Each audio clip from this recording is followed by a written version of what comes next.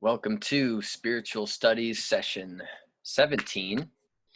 This is on the end times.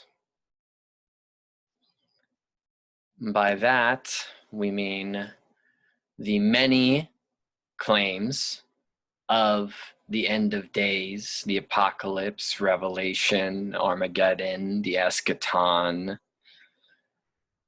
So, how can we explain this in a way that earns us a more nuanced and matured perspective? And what wisdom is there to garner from hearing these many claims? So I want to start with the etymology of all of these words. So I'll start with apocalypse. This is Greek. Originally, as we know it, more like, it's from Church Latin, meaning revelation, which we'll go over later. But to trace it back to Greek, it means to uncover, to disclose, or to reveal. Apo, meaning off or away from, and kalyptine, which is to cover or to conceal. So to remove that which is concealed, a type of unveiling of the truth. A little more ominous than some of the others that we'll be going over. In Middle English, this word was more meaning hallucination or vision or insight. So I've had an apocalypse, I've had a vision. So the meaning has changed in time. It's only modern that we use this word to mean a cataclysmic event. Cataclysm, that's a whole nother one. And of course, apocalypticism is the belief in an imminent end of the present world. This is all very new, this idea, or this use of the word, I should say. It's not even 200 years old. How about revelation? Revelation can be traced back to Old French, revelation, or to Latin, revelation, or revelatio, to uncover, to unveil, or to lay bare something. It's only in the 1300s did this word come to mean the disclosure of information to man by a divine or supernatural agency. So you see, that's when it gets that extra flair, that supernatural, divine kind of flair. In general, this has also become a more generalized term. A revelation could be a simple disclosure of facts, a realization of truth. Yet we can also use it to mean this end time type of meaning that we are associating. And of course, the New Testament revelations. So how about Armageddon? Use this for movie titles too. This is a cataclysm or a final conflict. So this is more about a conflict. It's interesting, this one, because it's the site, the place of great and final conflict. This is from Hebrew. Her Megiddon, Mount Megiddo. This is a place, it's a city in central Palestine. This is the place of which the end times will have its final battle. So it's a specific reference to a place, interestingly enough. I don't think the movie Armageddon took place here. And then lastly, for our etymology, maybe a lot of you haven't heard of this one, but this is what it is. It's the eschaton. The eschaton can be understood as the study of the end or the final event. And subsequently, in theology, we have the study of the final event or eschatology. So let's go over this. Eschaton is divinely ordained, a divinely ordained climax in history. So it all reaches a peak. This term was coined by a theologian in 1935. So this one's fairly new. However, he was taking it from Greek eschaton, or eschatos, meaning last, further, or furthest, uppermost. So if we keep breaking it down the same way, eschatos, last, uppermost, most extreme, most remote in time, space, or degree, and ology, meaning the study of that which is furthest out, far out. In theology, this study is focused on death, judgment, heaven, and hell. It is concerned, eschatology could also just be concerned with the final events of history, and more philosophically speaking, the ultimate destiny of humanity. So we have all these words and many different myths that come along with it. We'll be talking about the myths later, but first, I want to make something historically clear here. I know this is a spiritual studies course, but this is a matter of history for us to really understand this topic. So over and over and over again, humanity has claimed that the end is just right around the corner. And of course, we associate it a lot with Christianity, Revelation, seeming to very much popularize this type of thinking. So let's start with the year 0 and move forward. So there's a range here, the year 66 to the year 70, there was this group, the Essens, or Essen, or Essene, that's right, Essene. They were a group of ascetics. They were Jewish. And there was an uprising against the Romans during this time in Judea. And they believed that this was the end time battle, that we're talking about, the apocalypse. And this would bring the arrival of the Messiah. And mind you, too, this is a Jewish group of people, so the Messiah is still yet to come. And when the Messiah comes, it's all over. So there's number one, right? We're going to jump ahead, 500 AD. There's 3 different theologians that predicted that Jesus would come back, right? And these, I believe they're Christians, so it's not even 500 years after the fact that they're already calling it out. They base these predictions off of the dimensions listed of Noah's Ark. We're going to put the puzzle pieces here together later. Pope Innocent III, and if you watch the witch talk I did, you know that Pope Innocents are, they're always interesting, typically the opposite of innocent. Predicted that the world would end 666 years after the rise of Islam in 618. So, and of course, 666, right? Classic number of the beast numerology reference here. Perfect. Almost as good as the dimensions of Noah's Ark. But anyhow, this year that he predicted would have been 1284. And being that time's still going on, I guess that failed. Then there's this guy, Joachimites. So he made a prediction that 1260 was going to be the year. It failed. So then he rescheduled it. He's like, no, got the schedule wrong. The end of the world is going to be 1290. And then that failed. And then he said 1335 instead. And we're going to see this come up again later. So that's why I'm bringing many of these themes up.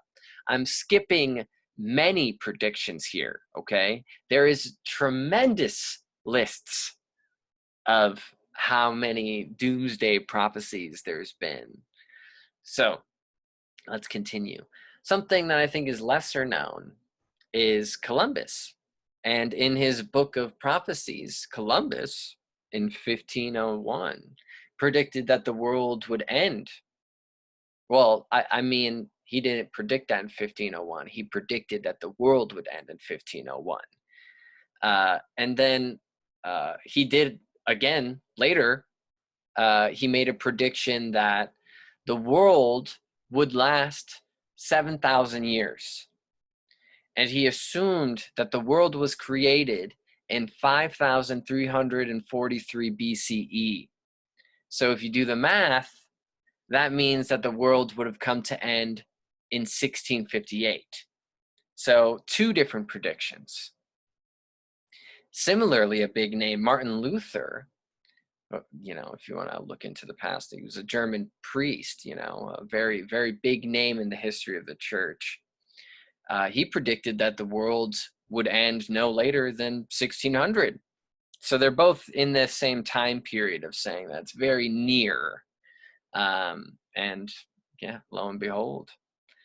This one I enjoy the most. This is one of my favorite doomsday, doom-mongering prophecies. In 1806, in Leeds, England, this lady claimed that she was finding that her chicken was laying eggs inscribed with the phrase, "Christ is coming." And, you know, people really took to this, and they began to, like, come see the chicken. And, you know, of course, with this message, that meant that people started to despair. You know, they started to freak out because the judgment day's coming. And they found out later that this lady, she had been writing on the eggs in corrosive ink and then putting them back into the chicken so that the chicken would later lay them. So, man, how do you want to dissect that, right? That one's my favorite because it's just got the absurdity written all over it. Not too far from this time, it's called Millerism, and it is all based off this guy William Miller. And I think he began preaching in the 1830s, and his prediction was that the judgment day, or the second coming of Christ, was going to be in 1843. And this is notable because this got a big following. They say as many as 100,000 followers. And, you know, the preaching was to say that they would all be carried off to heaven when this date came. So very promising. And when the day came, it failed. And then Miller was clamoring. And then, of course, recalculation. Sound familiar? 1844. And there's this tremendous writing about this that you can look into. He wrote about how disappointed he was because both of these events failed. And not all these predictions are within the lifetimes of the people that are predicting them, so they don't always have to see the fall. Side note too, the Jehovah's Witnesses back when had the prediction, and I think it's a group that branched off from the Bible student movement, but they predicted that 1941 was the end of the world.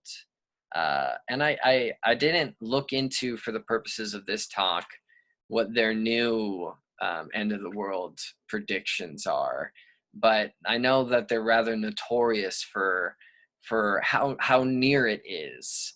But one of their predicted events has already come and gone. Now, to kind of hop off Christianity a little bit here, there is this Taiwanese individual. He was named Han Ming Chen, and he established what is called the Chen Dao, or the True Way. This is a religious movement in Taiwan. I think it was it was in Taiwan, that blended not only the Taiwanese folk religion, but also UFOs and Buddhism and Christianity. And this one got really notorious. This might still be in people's collective memory if they were watching the news back when, in the 80s. He preached that that the apocalypse would happen on March 25th, 1988. And this is where we start to see the inclusion of UFOs in the mix. Followers could buy their way to go onto spaceships that were disguised as clouds to rescue them from this annihilation. The flavor of annihilation he was talking about was like massive flooding or millions of devil spirits and mass extinction, you know? So I think this has been depicted a few times in TV as well. And we'll talk about how ufology bleeds into this a bit later too. But now we're going to get contemporary, or at least within my lifetime. So I don't have to talk about Y2K too much. That was just the fact that people didn't know what would happen in the computers when the time logs would set back to 00. They thought that this would shut them all off, so planes could fall from the sky. All the things that were controlled by computerized mechanisms would fail, and society would be irreparably damaged, or at least very, very damaged. And even the government provided funds to just in case, contingency plans of this. But and then of course when this seemingly more rational reaction, then tons of other people started bringing up Terminator stuff, right, where the machines would go evil. And I remember that. I remember where I was. I remember all of that. But interestingly enough, this is what I didn't learn before doing this research. On May 27th, 2003, this was the predicted date of a Nibiru collision. So I'm not remembering the name of the guy who said this, but I thought Nibiru was a somewhat newer, I guess, what would you call it, theory, that the aliens of Zeta Reticuli would communicate to this man via a brain implant, and that a pole shift would destroy humanity. The pole shift would happen because of Nibiru. And by the way, I just want to say, if for those who don't know what I'm talking about, Nibiru is the alleged name of Planet X as it was calculated by earlier astronomers. And it's a kind of mathematical question point of the solar system that I guess scientists still haven't answered. And it's been tied to certain Sumerian myths, whether logistically or haphazardly, based off of the Sumerian cosmogonies. They tie this name Nibiru to it. So it's a planet that has a very oblong or elliptical orbit that goes way outside of the solar system and then comes back into the solar system. And when it does, it throws off everything, which would destroy that that specific circular pattern that we have around the sun. It would throw that all off so that we would freeze or burn to death or whatever, or it would just collide with us.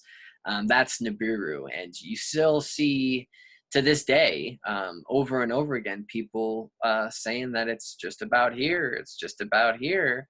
And they think that you wouldn't see it because it would come from behind the sun, and then it would just kind of sneak up on us. um, so that was 2003, just after Y2K, right? And this one's an older reference, but it is contemporary. So back in the day, early 1900s, late 1800s, the Hermetic Order of the Golden Dawn issued their own prediction of the end of the world. They said it would happen in 2010.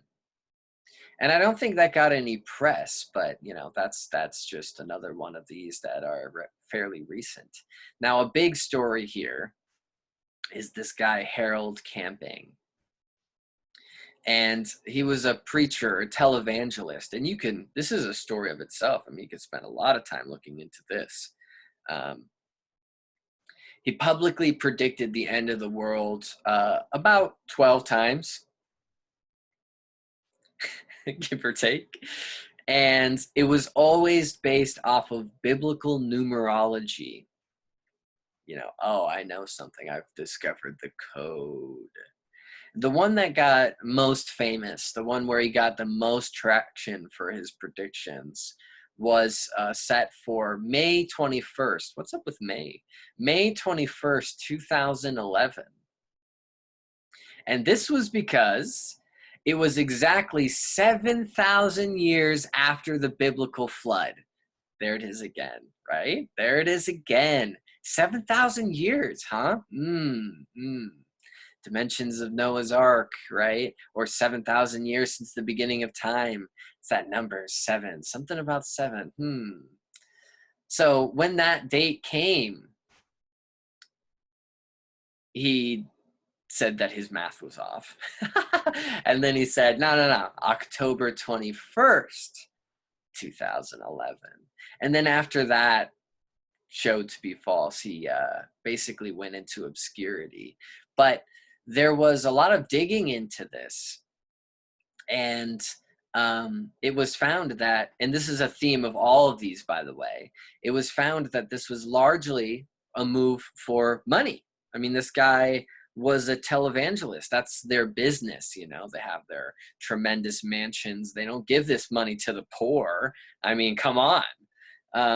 And you could get a lot of converts. You could get a lot of people watching if you start preaching some fear, if you start getting people riled up and scared, right? Anyhow, and of course, the elephant in the room right after this, after Harold Camping was done, the world hadn't had enough of this end time energy. So 2012, baby, 2012. And as many of us are familiar, this was all about the Mayan long count calendar, which there were many other calendars, mind you, but this is a specific long count calendar. And since this calendar came to an end at this time, and mind you, this calendar had been working for 5,125 years. So that brings up a lot of dissolve about, what primitive cultures know of such things. But never mind that. This is just where the clock ended. That's all. But, if of course, as we do, and as we're seeing through all these stories, all these doomsday predictions start to come out. You get this information starts to come out. So what is it? All right. So, the Earth colliding with Nibiru. Yes. Bring that back. Or maybe some solar flares, tremendous solar flares, or something that, causes massive tidal waves, or the polar shift, the realignment of the Earth's axis. I mean, it came up with so much. And of course, people really bought into this. And there's a man, there was a sales and sales and sales of survival kits, bunkers, guns, food storage. I mean, come on, that's great commerce right there. And I think there's a man in China who literally built a kind of Noah's Ark waiting. And this was, it was all set for December 21st, 2012. And I remember that one too. Yeah. Growing up too, I'm not mentioning it here, but another one was 6606. That one had a number of people riled up, right? It's that classic 666 number, They buy a receipt from a store and then you see that $6.66. Oh no, got to buy something else. Classic, right? 6606. I was at school that day. No preparations for that one. But just to kind of lean in on this, how this emotion might seem more relatable to you, there was a physicist and an astrologer. Her name's Jean Dixon. And, astrologers play into these predictions a lot too. So we don't just have to point the finger to ufology or Christianity, but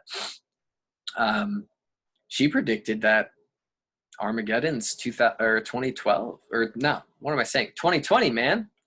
And that's where we're at right now. And there's plenty of people out there, not just her. There's that book that went viral a while ago where some lady claimed all these things about 2020. People are talking about this a lot right now. It's right around the corner. But in Jean Dixon's case, she also predicted that the world would end on February 4th, 1962. So this is a recalculation this time, but she's got it. She's got it this time. So are you convinced, How many times does the boy need to cry wolf? Or do we just kind of keep hopping onto this train, this emotional train? So let's dive more into the religious or the spiritual end of this, right? So the themes of the end of the world, as we'll see in Abrahamic religions and beyond, mind you, is destruction, judgment based off of people's morality, their individual morality, and punishment of the wrong. There is an act of separating the good people and the bad people, and you punish the bad people, and you give the good people a great place to be forever. And this usually involves a kind of world war, a tremendous world war, and the righteous are taken away, and the unworthy might be left to scavenge and suffer and rip each other apart as humanity dwindles from the earth. It's kind of left behind style of things. So I'm not spending a lot of time. I could do a full class on just the study of Revelations to begin with, not just the story of Revelations, but also the very interesting symbology within Revelations. But we're focusing more on the ideas stretching out from the end of the world, the apocalypse, and so forth, as it applies to other religions. But we're going to focus here a bit on the other Abrahamic religions to see the similarities. So in Judaism, when the end of the world comes, God redeems the Jewish people. There is a new Exodus. So interesting, right? A kind of Bible part 2.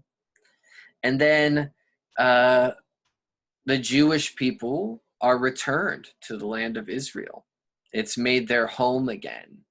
And God creates or sends what is referred to as the Jewish Messiah, or a regent from the house of David. And this individual will bring the Jewish people to the new world and usher an age of utopia, basically, where everything is just. And what seems very assumable here is that all nations will recognize the God of Israel as the one and only God. This apocalypse, this eschaton, also involves resurrecting the dead. So all the dead are resurrected to be judged, and the good can go to the good place along with all the other true believers. And that there is a new earth and a new heaven that is created. Others may say that the people are brought back to the Garden of Eden, that this is a kind of redemption story, that humanity's history was all a tremendous move back into the Garden of Eden. Now, in Islam, we have a very similar story, and I could go into a lot more detail here, but I'm focusing on the themes. So, there is a resurrection of the dead. There is a final conflict. There is a division between the bad people and the good people, or the righteous and the wicked, or the upright and the sinners, and that this Armageddon is actually called the Great Massacre, which is, again, more ominous sounding. And again, similarly, the righteous are rewarded with paradise, or Jannah, and the evil, the unrighteous, are damned to Jahannam. And these have different philosophical implications. I'm not sure if in Islam this means, because in Islam, those who go to hell or Jahannam aren't necessarily there forever. So I'm not sure if beyond Judgment Day that still applies, or if this is set, all the good are in paradise and all the damned are in hell, and everything on earth has been sorted through. So you see the themes of the Abrahamic beliefs here in all of the Abrahamic religions. Their idea of the end times holds the same structure. There might be detailed differences or differences in words, but it's ultimately the same story. Now, to get on the topic, as I was talking about the history of all these predictions earlier, I have to mention briefly ufology and how that's played into this. So, if you want to know more about ufology, you can go to the New Age talk on this channel that I'm posting this to. But for our purposes, when it comes to ufology doomsday predictions, it's always this flavor of resolving the issues of the earth. We have poverty, we have inequality, we have war, we have hatred, and the coming of aliens isn't like in some movies they depict the evil aliens, right? And then we have to fight them back. But this is more of these kind of Pleiadian beneficial aliens that come to resolve our issues. A superior alien technology will, and their supernatural spiritual capabilities will utterly reinvent the world. It will solve our spiritual, social, and ecological problems. Everything will just become kosher all of a sudden. Or in other words, it's a deus ex machina. It's a very sudden solving of problems that seem very entrenched in the world, that seem unnegotiable as we've been driving on through time. So talking about ufology and talking about the Abrahamic religions, that kind of gives us some context as to all the predictions I've given before. But I want to spend some time now looking outside of Abrahamic and outside of ufology to other religious traditions. And I'm going to start with Zoroastrianism, which, again, if you want to know more about this, I have a talk on this, Mithraism and Zoroastrianism. This Zoroastrianism is definitely a precursor for what Judaism and Christianity and Islam would become. So we're going to see a similar story here. So the Yazatas, which are kind of like angels or luminaries or archons or whatever of the Zoroastrian faith, they will come and melt the metal in the hills and mountains. and this molten metal will flow across the earth like a big kind of river, not a flood, but a river. And all of mankind, both like all of mankind, including all the dead. So all the dead have been resurrected, right? Similar thing here. They've all been resurrected. All of us are here, and we will all be required to walk through that river, or to swim, or to wade through that river. And so get into the molten lava river. And the righteous will feel this, and it will, as they describe it, feel like a river of warm milk.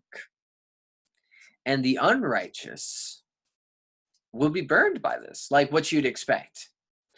And mind you, this could be something much more abstract than it might be coming across from. We might be taking this all too literally.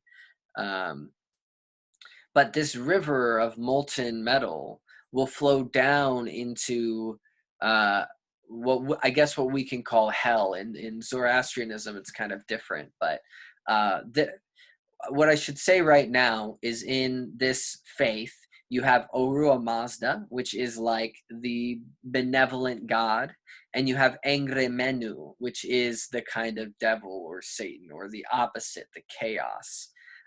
This river will flow into the space of Engre Menu and will kill him. So kill Satan, I guess, is a way of translating this. And it will destroy all of the last bits of evil, unrighteousness, and wickedness in creation. And at the end times, those who followed Ahura Mazda will be saved. And those who followed Engre Menu will be punished, destroyed, and everything is destroyed in this one. And that sounds, again, very familiar. And then comes this last judgment, where comes the splitting of the two, the good and the bad. And then once again, there is another resurrection where all the good will be brought back and brought to a new era of utopia to participate into this endlessly. And here we get a little bit more detail as to what that looks like. So these good people that have gone on, they will partake in what is called the parahoma, or the parahauma, which is, I think, a type of substance, or maybe it's a type of transmutation. And this will make them immortal. They will become like the angels. They will live without weapons. They will live without hunger. They won't need to drink.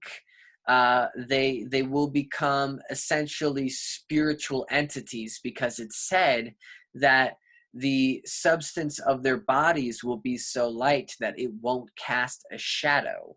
So this sounds like transmutation, in that it's not necessarily that utopia or paradise is of the earth. It is a kind of upgrade in dimensionality that allows humanity to participate in another realm of existence outside of our eyes' perception.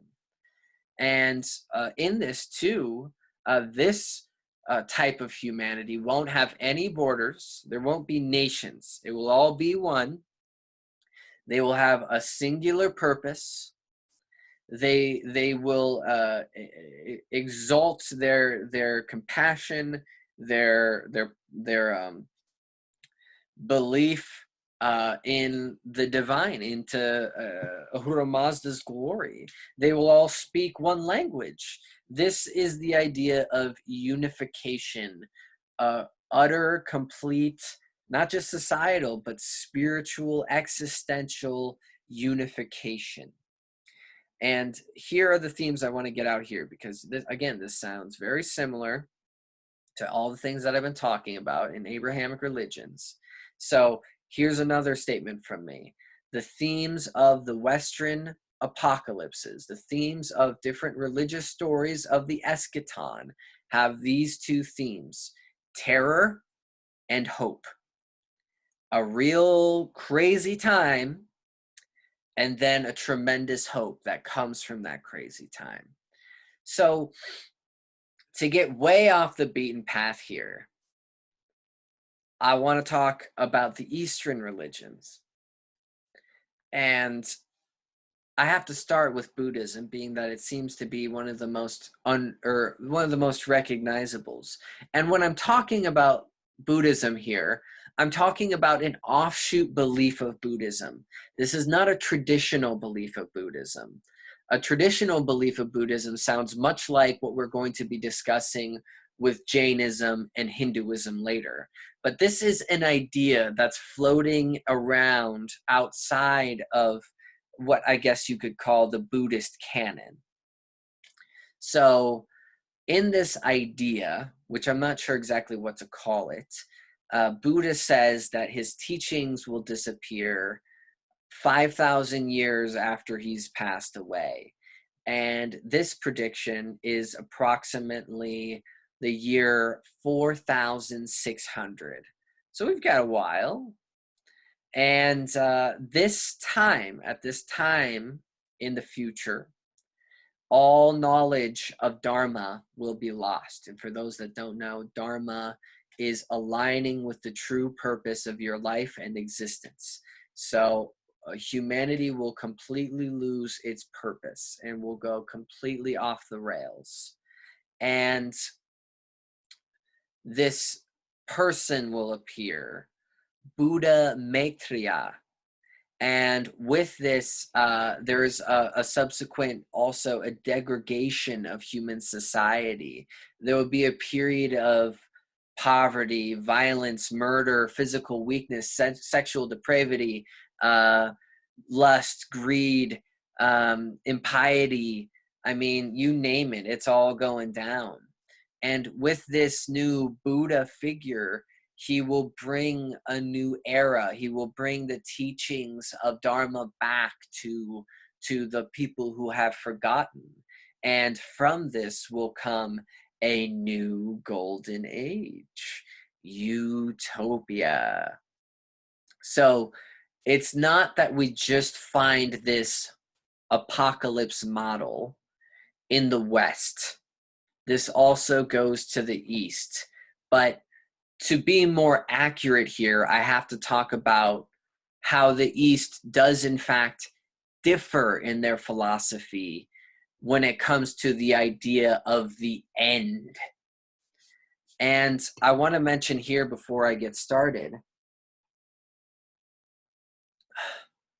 that the pagans, much of the Greeks' ideology, much of the world, of the European world, pre-Abrahamic religions and their subsequent spreading all over, believed in cyclical time. They believed that there was no end, that there is eternity, okay? And that puts a real damper on saying that there's this one big deal time. So let's dive into this more, in starting first with the predecessor of Hinduism. I guess that's one way of putting it. It's called Jainism. And in this belief, the idea is that time is cyclical. It's eternal. It doesn't stop. It is endless and subsequently beginningless. And it has this type of time circle.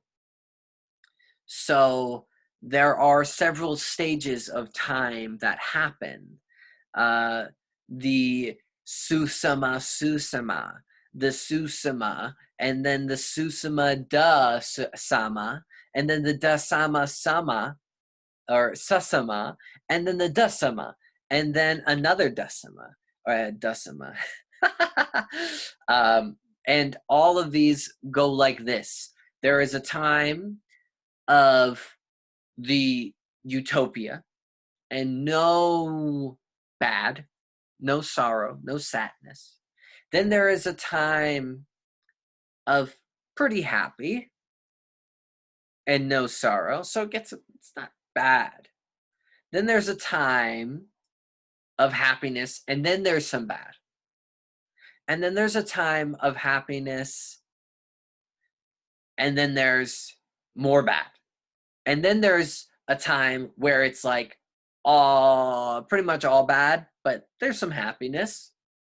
And then there's a time where it's all bad, and no happiness. And then these things flip. So from the time of extreme sorrow and no happiness would flip back into the utmost happiness. So it's not discrediting what we've been calling the end times in this kind of things go really bad and then things become very great.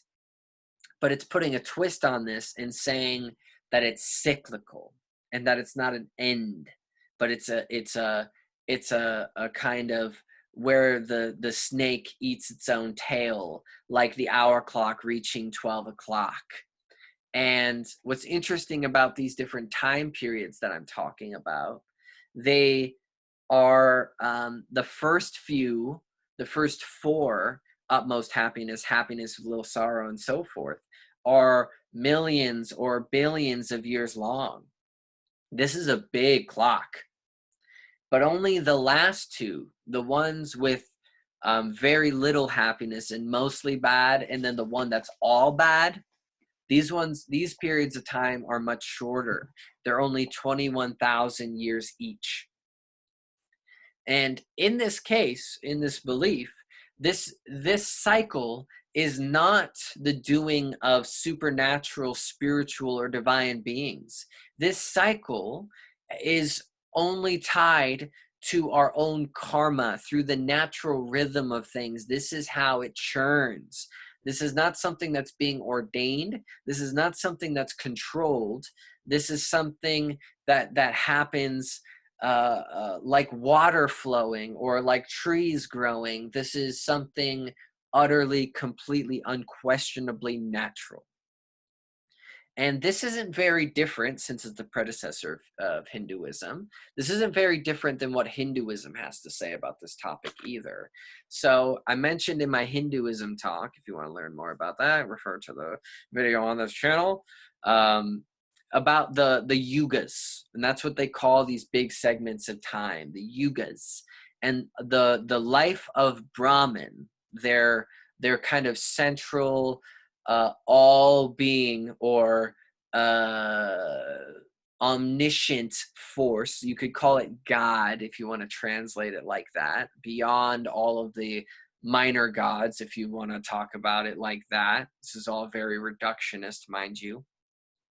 In the life of Brahman, which is a total of 311.04 trillion years, big time. At the end of this, all materiality, all of the cosmos will return to a state of unmanifestation, of being unmixed. This is called prakriti. And this is a kind of similar to the sciencey understanding that we will return to the singularity. And I'll talk about that a little bit more later. But there is a time in the yugas where at the end of the Kali Yuga, or the summit of the Kali Yuga, the things will descend into pure chaos, complete chaos, complete badness, unrighteousness.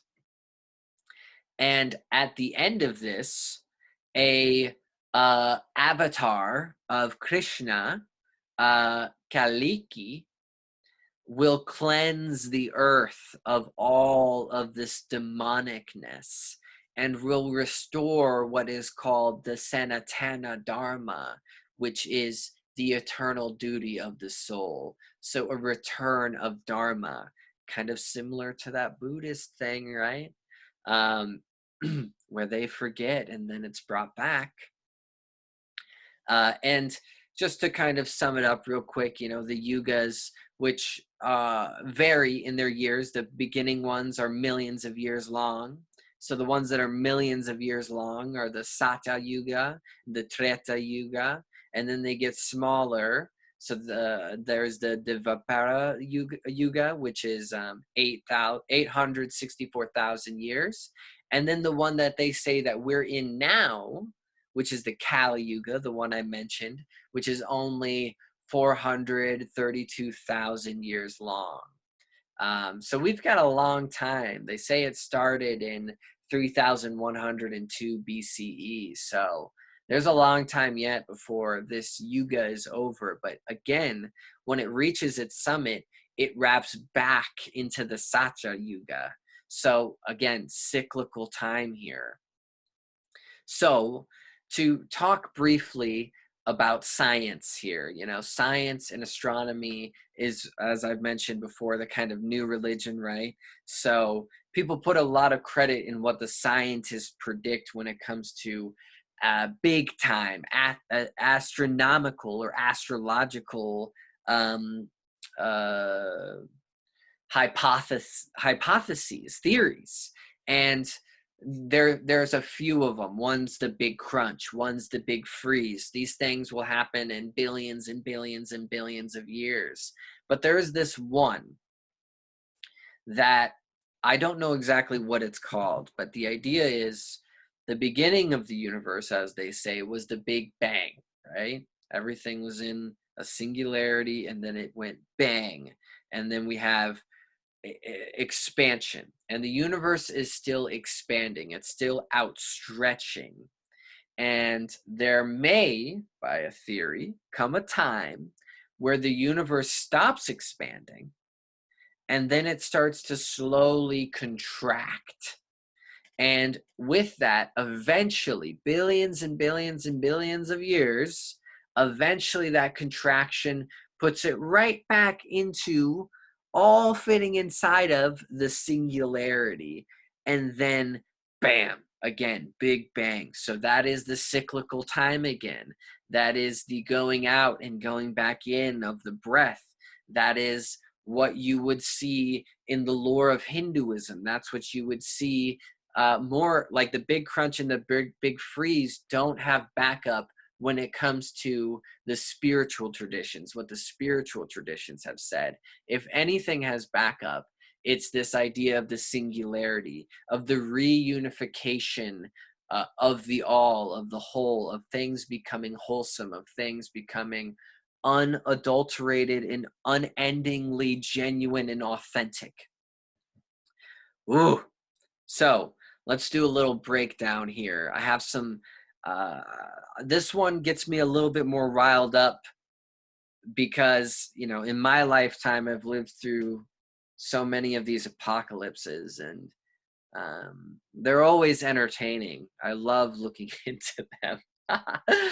But I want to ask a few questions here, and I hope none of this comes across as opinionated. But I mean, what is there to say? Why do we need an end of the world? Why do we keep bringing this up?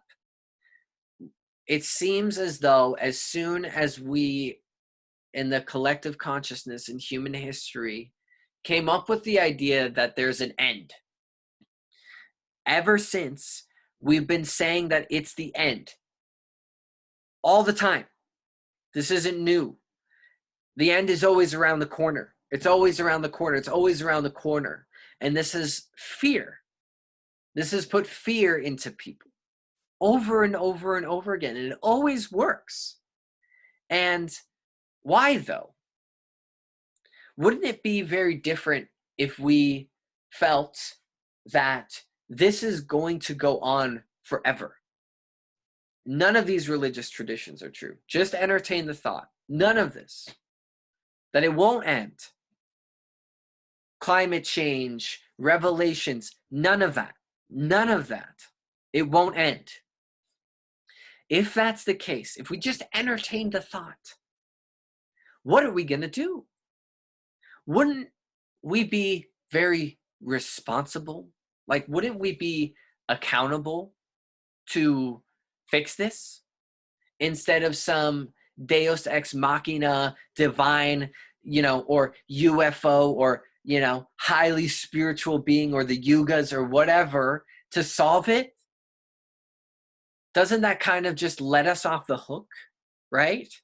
So is this end of the world some sort of wish fulfillment, that everything would just wrap itself up nice, and that like we wouldn't have to work through all that we've kind of like gruelingly put together? I don't know. When I hear these, when people do it over and over and over again, I just think of this lack of accountability, that we should do nothing because it's just going to end in 10 years or 5 years or tomorrow or whatever. It's just going to end. So we don't have to worry about it. We don't have to fix things up. We don't have to treat people better. We don't have to be better people because it's all for night. It's all going to end anyway. And then you're just chronically propelled into the future, and it makes you like incompetent in the now. So, it's way too future oriented, and it takes us away from being present, from being accountable, from being transformative of ourselves. And so here's some other interesting questions I want to propose. Okay.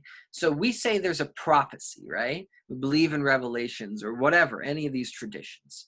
We believe there's a prophecy that says that this will happen this way, right?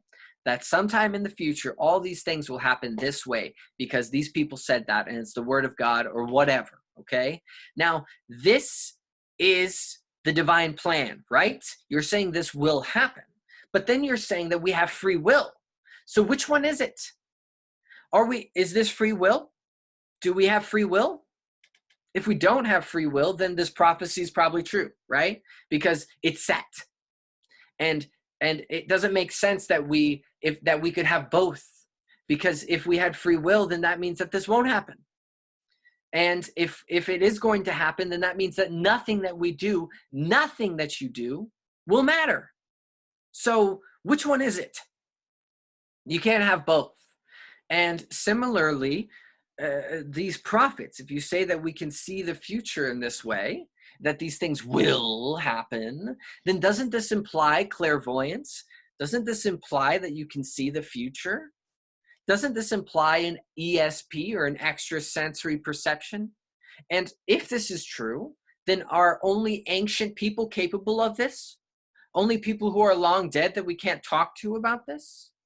Can modern people see these things? Can they see the future? Can modern people be prophets? Because I'm pretty sure if anybody was saying these things, then we would label them as insane because they don't bleed into some old ancient tradition, right?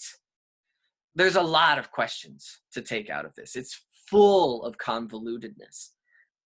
So I want to say, I want to be sincere here. I don't want to just come across as cynical or whatever, I understand that there's the world now, and as it seems by history, has always felt as if there is something deeply wrong with the way that we run the world, societally speaking.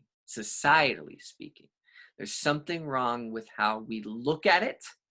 There's something wrong with what we're doing, and we feel powerless to change it because we're individuals, right? And I understand how this end of the world, this idea of everything ending, whether it's through the big crunch, climate change, revelations, is this thing that can bring a kind of hope that this will be fixed, that something will come along and fix this. But in my experience of life, and that's all I can speak to, is my experience of life, is that I have lived through end of times over and over and over again. And what I can say from that experience is that this won't end. It won't end. It keeps going on. And there's still things to do. There's still things to fix. We need to address our issues. Some revelation, some tremendous event, sure. Are you going to be there? Do you remember when you were born? Do you? For how long that you're alive, say 70, say 100, say even 150 years, you think that you know about all of time? You think that we could say anything at all about all of time as if we have it utterly figured out? Or are you just reading the right books and you just so happen to be the right person, right? You just so happen to be the person that's acquired that specific knowledge that makes you capable of saying how everybody's guilty and not guilty? Gosh. Okay, I feel like I'm getting too heated up on this. I just want to say that throughout all the claims of the end, no matter what tradition we're looking at,